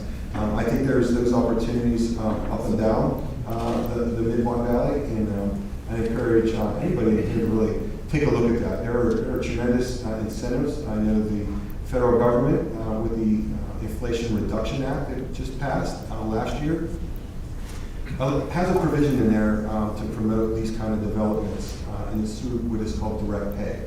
And direct pay is a mechanism that is going to allow the federal government to pay a cash benefit in exchange for the tax credit. So nonprofit has no tax obligation. So we file our taxes like everybody else in here, zero. Through the Inflation Reduction Act, we will be able to get a refund from the federal government for 60% of the cost of this facility. So that's what makes it good. It will generate the revenues with not as much debt to be able to do a creative program in economic development, business development services, and community development services. I think it would be unique, and I'm hoping it's one of a kind. I hope we're the first one, but we'll be working feverishly on that in the coming months. And hopefully this project is completed in late 2024, if not early 2025. So, that's a couple of the things that I just wanted to highlight and mention our partners and show our partners and show that every project has a different amount of partners. And I think in anything that we do, it's about partnerships. How do you establish that next partnership to take you to the next level? I was reading some editorials back in 1965, 1967, and preparing for today's event in the Chuck Chataway Award, and I came across a quote in there, an editorial from Chuck Chataway that, he mentioned that, what goes on here is really going to matter, and it's the partnerships that were, that he encouraged in the late 60s when U.S. Steel left, was the partnerships that, need to come together to revitalize. So, we like to honor our past, and we like to plan for the future. So, we honored our past, and took some inspiration from, researching Chuck's comments and with the award today. And, we look forward to moving on and creating new partnerships, strengthening our current partnerships, and just moving forward. So, with that, I'm going to introduce our next speaker, and I do want to make one little commercial note. The Mon-Valley Independent is live streaming this, and it is available on their YouTube channel whenever we're done. So if anybody fell asleep or anything like that, or as I was told, this doesn't coincide with their nap time, they can watch today's event as well. So with that, I'd like to introduce our next speaker here, Dan Alwine. He serves as the Vice President of Government Affairs for the Greater Pittsburgh Chamber of Commerce and affiliate on the Allegheny Conference on Community Development. In this role, Dan directs the organization's policies, objectives involving state government and political affairs. Prior to joining the conference, Dan served as the Director of Strategic Initiatives and Policy at the Southwestern Pennsylvania Commission, where we were both colleagues and co-workers. And where he oversaw the development of projects and programs for a wide range of high-priority infrastructure, community, and economic development initiatives and needs. Dan previously served as Chief of Staff and District Director in the State Senate and began his career in public service as a District Representative with the U.S. House of Representatives, providing him with a keen understanding of the legislative process and extensive relationships that are key with key decision makers. Please welcome Dan Alwine to the stage.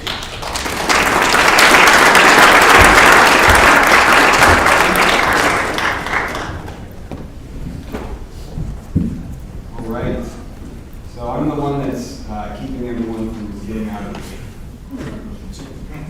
So I won't be too long. I do have to make some. So thank you, Jamie. Thanks to the board and members and partners of the Mon-Valley Alliance. I'm Dan Alwine with the Greater Pittsburgh Chamber of Commerce. And it is really great to be here with all of you today. There's many familiar faces, and I've already met some new ones. And I'm looking forward to opportunities to work together. I just want to commend Jamie and the team. That was quite a show of programs and projects that are here trying to move the Mon-Valley forward. So that's quite impressive, Jamie. Congrats. When Jamie asked me to be the keynote speaker, he did say that I wasn't the first selection. I understand Taylor Swift was a little too busy. She's at the Chiefs games. She's been all over the place. So. But no, I really am honored to be here because I've worked on behalf of the Mon-Valley or the Mid-Mon-Valley for quite some time now. And my career pretty much started down the road at the McDonald's Charlotte. I graduated during the height of the Great Recession. I hopped around to some temp jobs, and I got an opportunity to have an interview with then Congressman Mark Cricks. I'm from Johnstown. My brother worked for Mr. Murtha. I was really excited about being part of this lineage, and for such a great opportunity, I was also surprised why the McDonald's in Charleroi was I having this job interview. I didn't realize what it was like working as or for an elected official, always on the go, bouncing from event to event, from meeting to meeting with your constituents. So there I am in McDonald's, waiting for the district director to come in the door. I'm in my suit and tie. And when he got in, he said, "Let's get something to order." That's not a question that's on the list of interview jobs that you read, right? So I panicked. I said, "I'll take a Sprite." As soon as I said that, I was just like, oh my gosh, he's not going to hire me. Who says they want a Sprite? Like, how can you go into a union hall? How can you sit down with a business with some guy who just orders a Sprite? So, it's not even my favorite pop. So,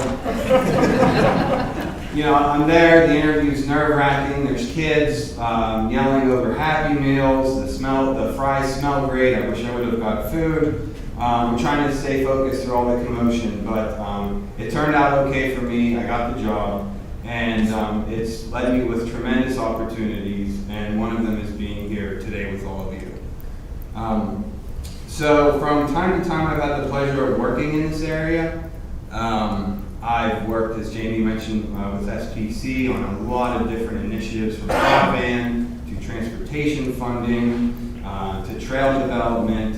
I've had the opportunity to host congressional delegations and tour the locks and dams and show our policymakers how important these are to our quality of life and our business. So I even worked with the Alta Vista group to keep the mailboxes at the site, and I hope they're still there. The Postal Service was shutting down operations, and I remember working with Lou Ann Pollock and sending in letters and trying to make sure that the mailboxes stayed on the industrial site. And then just last year, Jamie and I got to work together on a federal DOT grant with some other Mon-Valley communities a little bit up down the river, excuse me.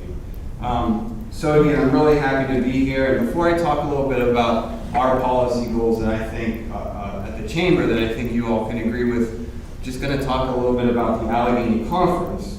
The Pittsburgh Chamber is the advocacy affiliate of the Allegheny Conference. So the conference was founded around 80 years ago. It brings public and private sector partners to improve the economy and the quality of life for everyone in the entire 10-county region. So you're going to hear Allegheny a lot, you're going to hear Pittsburgh a lot, but it is the entire 10-county region that we work for, and I'm really proud of that. We define near and long-term opportunities and challenges facing our region. We identify solutions to seize on these opportunities and meet the challenges, and we succeed by convening nonprofits, public, private, and organizations like the Mon-Valley Alliance. So who we serve, as I said, it's of the entire region, and we know that our region offers innovation assets with top-notch universities. We have abundant natural resources, a robust manufacturing ecosystem, and a geographic location that grants ideal market access to the rest of the country. We know that existing businesses in southwestern Pennsylvania make up the lion's share of growth in our region. We want to care for those businesses. We want to make sure that they have an environment where they can grow and sustain. And as businesses consider to either grow, start, or relocate, we make sure our region is attractive and competitive. That Pennsylvania has business-friendly tax structures combined with quick and efficient permitting and fast and flexible business attraction and retention tools to encourage business creation, expansion, or relocation here in southwestern Pennsylvania. So one of the key initiatives for the Chamber is a business-friendly tax structure here in Pennsylvania. At the state level, we had some great success through the Act 53 of 2022. It's going to reduce the CNI to 4.99 by 2031. It dropped 1% right away at the beginning of this year. I think it was Commissioner Belding who mentioned, he's always looking across the border at West Virginia that has more competitive environment, and we hear that all the time. Ohio, West Virginia, even New York and New Jersey and Maryland can be more competitive depending on the sectors. So to achieve this reduction in the CNI, we worked with the county commissioners here. We worked with various local chambers of commerce, and it was also a bipartisan effort. Every state senator and state representative in the Mid-Mon area voted to reduce that business tax.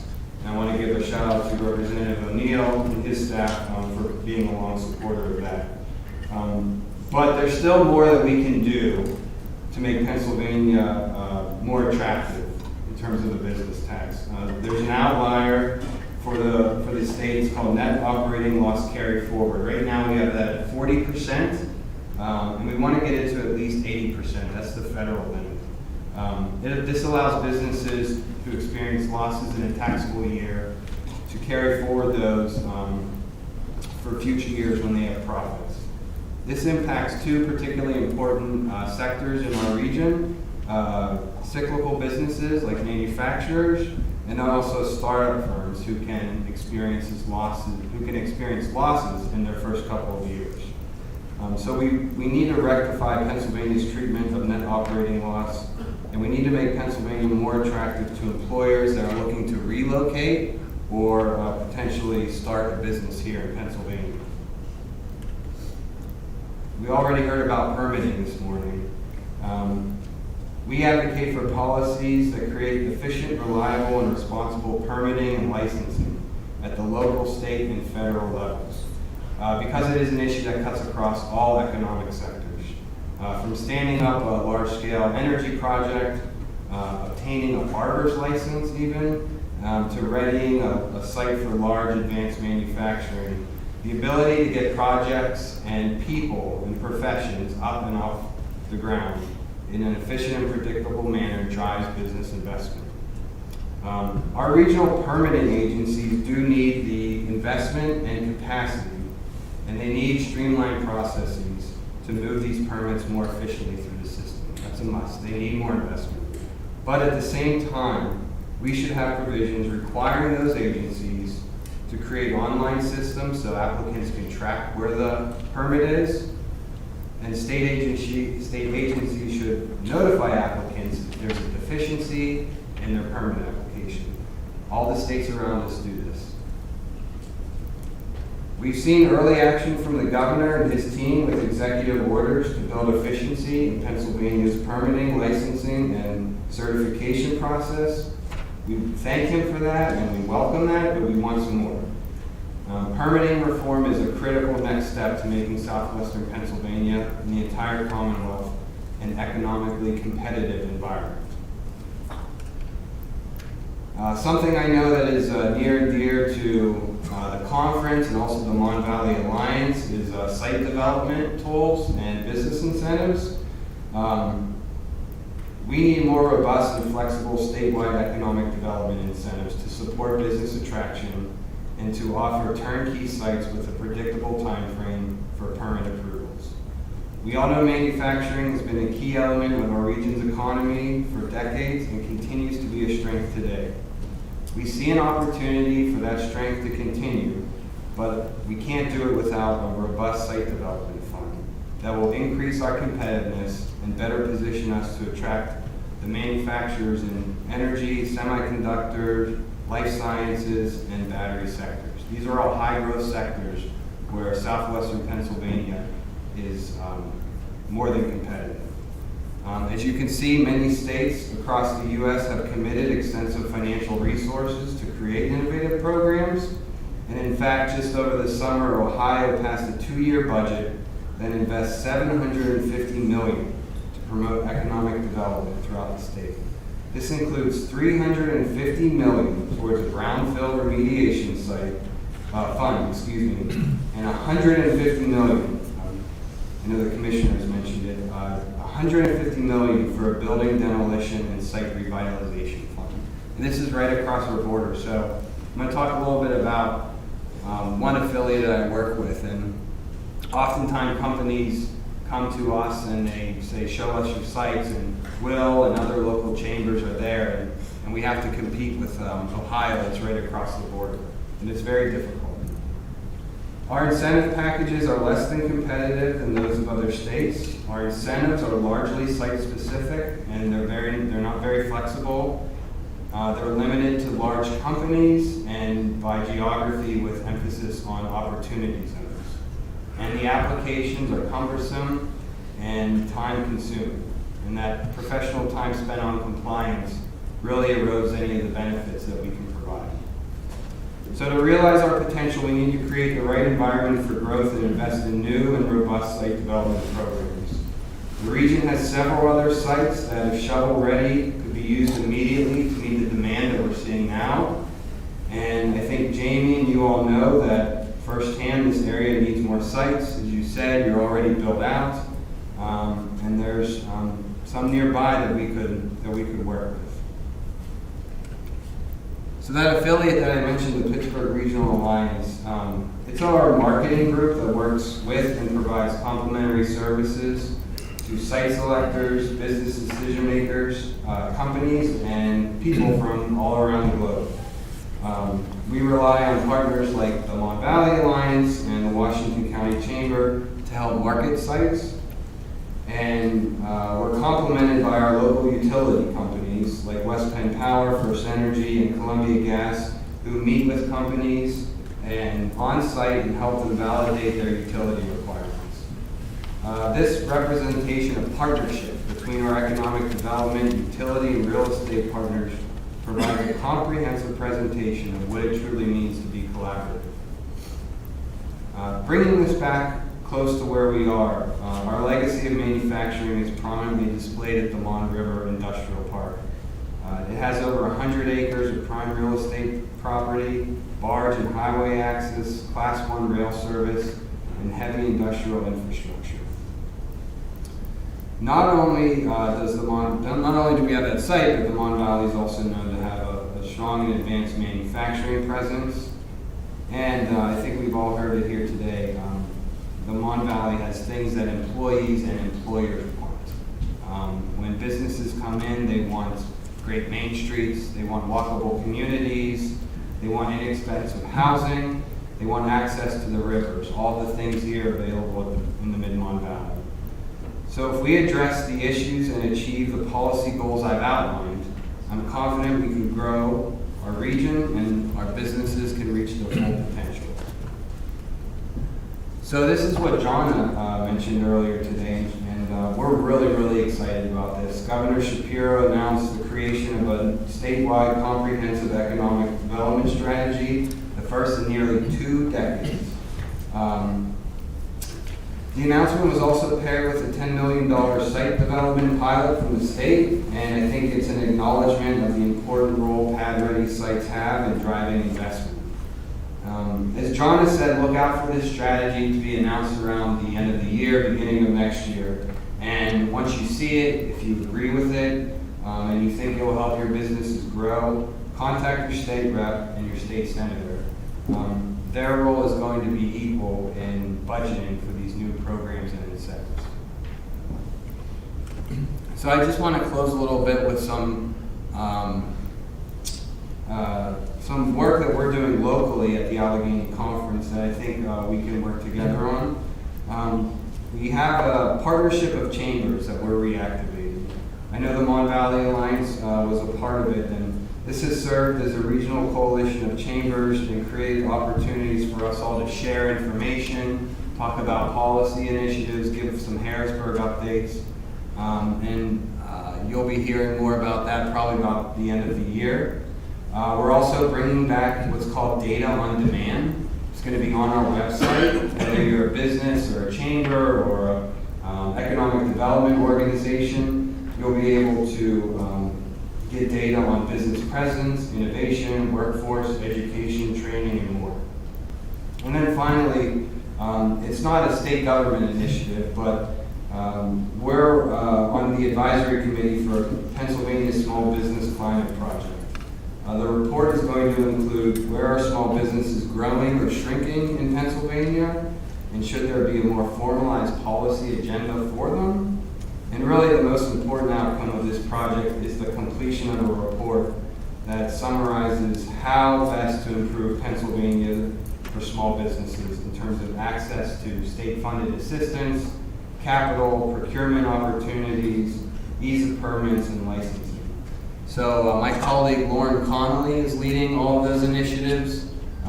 There's her email. She said feel free to get in touch with her. And if you want to, I'm happy to connect you as well.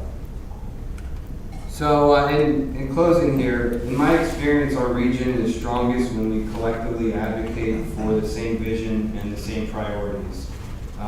The commissioners really hit it on the head this morning. I just wrote this down. Regionalism is extremely important. They have similar challenges and common strengths. We all battle the same problems. We need to team together. That could not be more true. We are in a constant struggle or battle with other states and other regions, and if we don't work collectively together, we're not going to succeed. So let me close where I began. It's about sitting down face to face and having those civil and thoughtful discussions and meeting at the McDonald's down the street, or the diner, or the fire hall, or even an event such as this one. So I look forward to working with all of you here towards our shared success. We really can't afford not to. Jamie, you want to come up?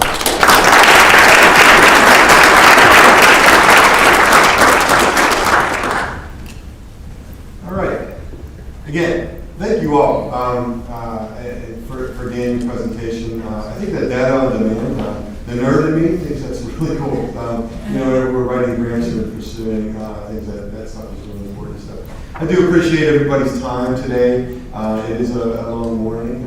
The fact that you're able to set aside 3.5 hours is important. It does show dedication to the Mid-Mon-Valley. And we look forward to expanding on these ideas and conversations that have taken place and see where it takes us. We don't know. I would like to be back here next year, update you on these projects, and perhaps talk about some of the neat little things that took off or starting to percolate from some of the discussions that we've had here today. So I appreciate everybody's time. I hope you enjoyed today's breakfast. I thank all of our corporate sponsors, our presenting sponsor, the Washington County Chamber of Commerce, and of course the Penn Highlands Hospital for providing us such a nice facility. The Chamber, I guess, brought the weather.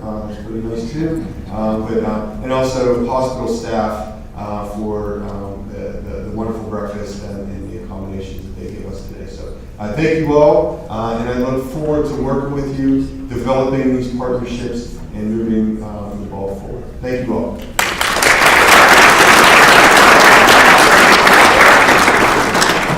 And I was supposed to do that. Make cross paths on hiking trails or